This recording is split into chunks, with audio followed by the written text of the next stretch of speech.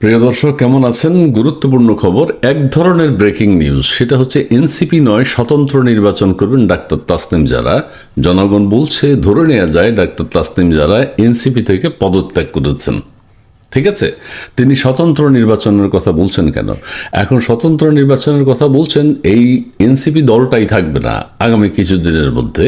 আমি আরেকটি কথা বলতে চাই, আমি ডাক্তার তাসনিম জারা যে পদত্যাগ করেছেন বা স্বতন্ত্র নির্বাচন করবেন এতে অবাক হইনি, কিন্তু সমস্যা আমি অন্যটা বলবো। ডাক্তার তাসনিম জারা এনসিপি থেকে পদত্যাগ করেছেন বা স্বতন্ত্র নির্বাচন করবেন, কিন্তু কিছুদিন আগে 3-4 দিন আগেই তিনি এনসিপির সদস্য হিসেবে দেশের মানুষ থেকে নির্বাচনী ফান্ড সংগ্রহ করেছেন। দেশের সাধারণ মানুষ তাকে এনসিপি নেত্রী হিসেবে বিভিন্ন সময় বিভিন্ন স্বার্থ তার কাছ থেকে পাওয়া যাবে, সেই জন্য এনসিপি নেত্রী হিসেবে তাকে অর্থনৈতিকভাবে সহযোগিতা করেছে, নির্বাচনের জন্য ফান্ড দিয়েছে এনসিপি নেত্রী হিসেবে। কথাটা খেয়াল করবেন। কিন্তু ডাক্তার তাসনিম জারা এখন আর এনসিপি নেত্রী নাই, তিনি এনসিপি থেকে নির্বাচন করবেন না, স্বতন্ত্র নির্বাচন করবেন। এখন যারা তাকে টাকা দিয়ে সহযোগিতা করছে আগামী নির্বাচনের জন্য, তাদের টাকাটা কি তিনি ফেরত দেবেন? তার যে 50 লাখ বা 1 কোটি টাকা সংগ্রহ হয়েছে, সেই টাকাটা এখন ওই যারা সহযোগিতা করেছে তাদেরকে ফেরত দিতে হবে। তিনি কি সেই টাকা ফেরত দেবেন? ফেরত দেওয়া উচিত। কি বলছে ইত্তেফাক, আমি একটু পড়ে শোনাই। তার মানে ঘটনা সত্য, কোনো নির্দিষ্ট দল বা জোটের প্রার্থী হিসেবে নির্বাচনে অংশগ্রহণ না করার সিদ্ধান্ত নিয়েছেন ঢাকা 9 আসনের এমপি প্রার্থী ও জাতীয় নাগরিক পার্টির সিনিয়র যুগ্ম সদস্য সচিব ডাক্তার তাসনিম জারা। ঠিক আছে, এখন তিনি কেন স্বতন্ত্র প্রার্থী হতে যাচ্ছেন? কি কারণে? তার দল কি ক্ষতি করেছে? তার এত বড় একটা দল, ঐতিহাসিক দল এনসিপি থাকার কারণে তিনি নির্বাচন করবেন, এটা আমরা জানি, দেশবাসী জানে। দল থেকেই তাকে নির্বাচন করতে হবে, অথবা স্পষ্ট করতে হবে যে এই দল কেন আমি ছাড়লাম, এই দল থেকে কেন নির্বাচন করব না। এতদিন তো তিনি এনসিপির নামে সারা দেশের যত সন্ত্রাস হয়েছে সব কিছুর জন্য তাসনিম জারা দায়ী। তিনি কিসের ডাক্তার, কিসের বিশেষজ্ঞ, আজ পর্যন্ত দেশবাসী জানতে পারে নাই। তো এটাও কিন্তু এক ধরনের প্রতারণা।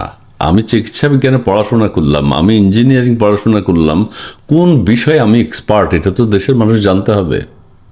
আপনি কি জানেন ডাক্তার তাসনিম জারা কোন বিষয়ে এক্সপার্ট, কোন বিষয়ে বিশেষজ্ঞ ডাক্তার, কোন বিষয়ের বিশেষজ্ঞ চিকিৎসক? এটা আমরা জানি না। এটাও কিন্তু এক ধরনের প্রতারণা। আপনার চুল সাদা হয়েছে, আপনি চুল আবার কালো করে রাখেন, এটাও কিন্তু এক ধরনের প্রতারণা।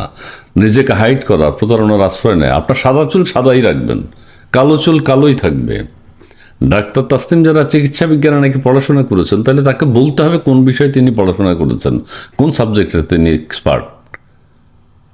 ফেসবুকে, সোশ্যাল মিডিয়া আমরা দেখি নানান বিষয়ে নানান কথা বলে থাকেন, কিন্তু স্পেসিফিক্যালি কোন বিষয়ে তিনি চিকিৎসক এটা তো দেশের মানুষ জানতে হবে।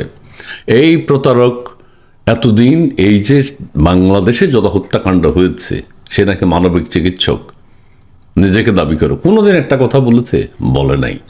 এখন সে তার এনসিপি থেকে, হ্যাঁ, ঢাকার 9 আসনের আমি এখান থেকে নির্বাচন করার আর তোর কোনো অধিকারই নেই।